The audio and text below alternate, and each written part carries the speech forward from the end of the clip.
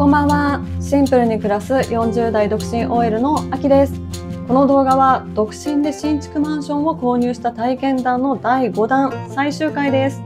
今回は実際に住んで感じたメリットや公開ポイント、そして今後のプラン、一生住むつもりなのか売却するかなどについてシェアします。これからマンション購入を考えている方により具体的にイメージしていただけると思いますので、ぜひ最後までご覧ください。このチャンネルでは好きなものに囲まれて暮らすシンプルライフを発信しています。時々マンション購入に関しての動画も投稿しておりますので、ぜひチャンネル登録お願いします。まず私が購入したマンションを簡単に紹介します。購入したのは都内の新築マンションで、間取りは 1LDK の40平米、いわゆるコンパクトマンションと呼ばれるタイプで、主に単身者やディンクス向けに人気のある物件です。ここからは新築マンション購入の過程で大変だったことを3つお話しします。1つ目が決めることが多すぎる。床材や壁紙の色、インテリアオプション、電気・ガス会社、火災保険、とにかく決断の連続で仕事をしながら短期間で決めなければならず、かなり大変でした。これは多くの購入者が疲れたと感じるポイントのようです。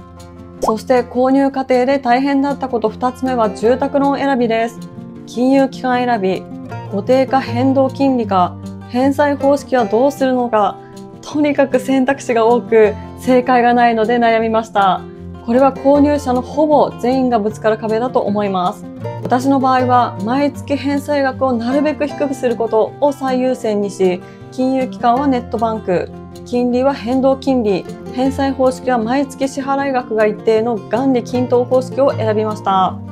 購入過程で大変だったこと3つ目は業者との認識のズレです。インテリアオプションの締め切り日や引っ越し業者とのやり取りで混乱がありました。言った言わないや直前変更のトラブルは一般的にもよく耳にします。違和感があった時、担当者だけではなく会社の方にも確認しておけばよかったと後悔しました。不動産業界界隈って金額が大きい割に全体的に対応が雑というか適当なんですよね。気をつけてください。ちなみに一般的によく聞く大変だったことは、契約書や重要事項説明が専門用語だらけで何をチェックしていいのかわからなかった。そして内覧会やローン契約など期日が多くてスケジュール管理が大変だった。3つ目が諸費用や引っ越し代など物件価格以外にかかるお金が想像以上に多いってところです。このあたりは私のマンション購入期3、4の動画で詳しくまとめているので、気になる方はぜひそちらも見てみてください。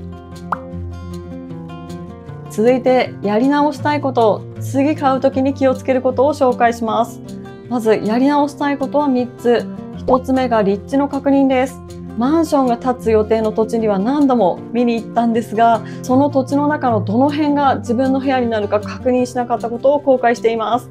私の部屋は隣の建物激地下側なんですよ。日当たりの悪さはあらかじめ承知の上だったのですが、一般的には日照り、眺望の確認不足はよくある失敗だそうです。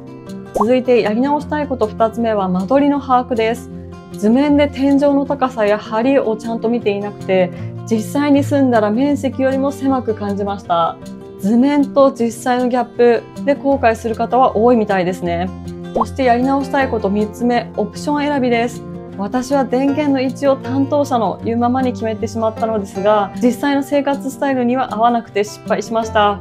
インテリオプションって勢いで決めがちな気がします。つけすぎて後悔したり、つけなすぎて後悔したり、これは購入者あるあるの後悔ポイントみたいです。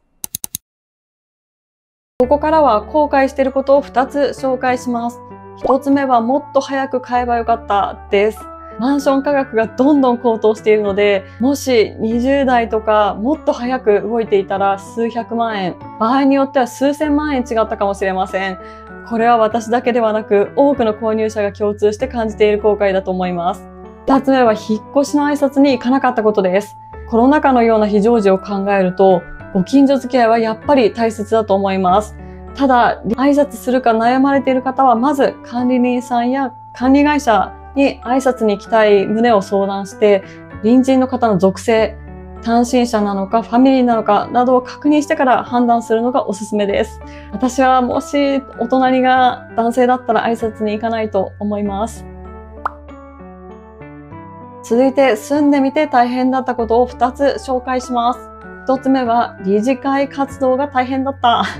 これは完全に忘れていたんですが、コメントにいただいて思い出しました。私はね、すでに終わりました。マンション組合の理事は輪番で回ってきます。私は理事長、副理事長など役職には絶対になりたくなかったので、防火管理者というのに立候補して2日間講習を受け資格を取りに行きました。仕事で会議を休んだり発言をしないと心象が悪くなると思うので、軽めの役割に立候補しておきました。これはいい戦法だったと思っています。具体的に理事会の大変だったことは、会議が毎回2時間超と長かったことです。おそらく原因は2つで、1つ目がファミリー層の熱量が高めに対して単身者は売却前提だからか熱量が低めの人が多く、私もなんですけども、議題に対する向き合い方に温度差があったことです。そして2つ目はマンション管理会社がタスクを全く進めないので議題がどんどん積み上がってきたっていうのが原因だと思います。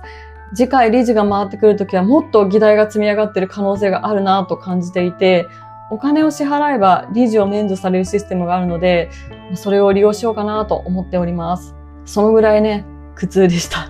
住んでみて大変だったこと2つ目は修繕積立金の行方です。今後どこまで上がっていくのかが見えないことです。物価高に加え人件費も高騰しているので、今後プランの見直しは一度ならず何回も行われるのではないかなと思っております。これはマンション所有者共通のお悩みなんじゃないかなと思います。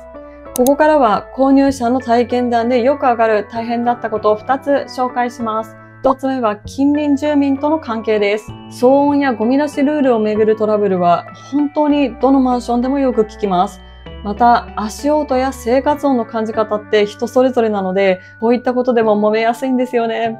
そして2つ目が設備トラブルです。新築だから安心と思いきや、意外と初期不良や定期点検のやり取りが大変だったりします。例えばドアが閉まりにくい、クロスの浮きなど細かい不具合があります。対応を依頼するだけでも時間が取られるので、これも購入者あるあるの大変だったことみたいです。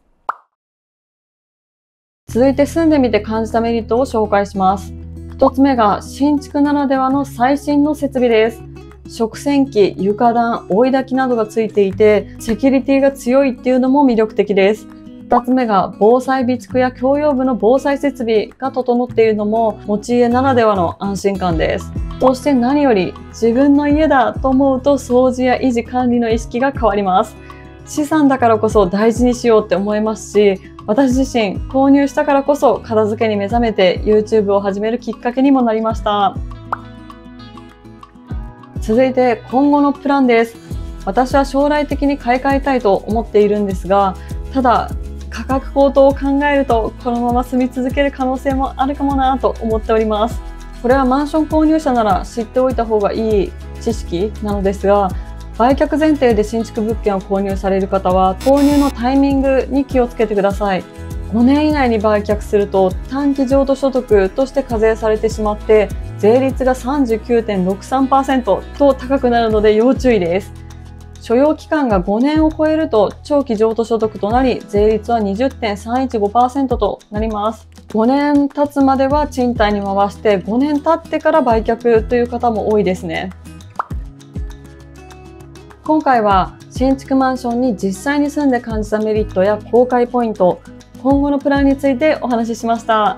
全5回にわたって投稿した新築マンション購入記はこれで終了です。少しでも参考になったら嬉しいです。コメントもね、参考になったよとか、私の場合はこうだったよといった声をいただき、励みになりましたし、私自身もこのシリーズを通して購入の流れや感じたことを改めて整理できたので、とてもいい機会になりました。もしこのシリーズが役立ったよ、勉強になったよって思っていただけたら、高評価、チャンネル登録していただけると嬉しいです。今後はまた捨て活やシンプルライフをメインに発信していきます。年内はほぼ片付けの動画になると思います。新しい目標ができたので、不要なものを全部部屋から出して、来年いいスタートを切りたいなと思っています。ぜひ楽しみにしていてください。また次回の動画でお会いしましょう。さようなら。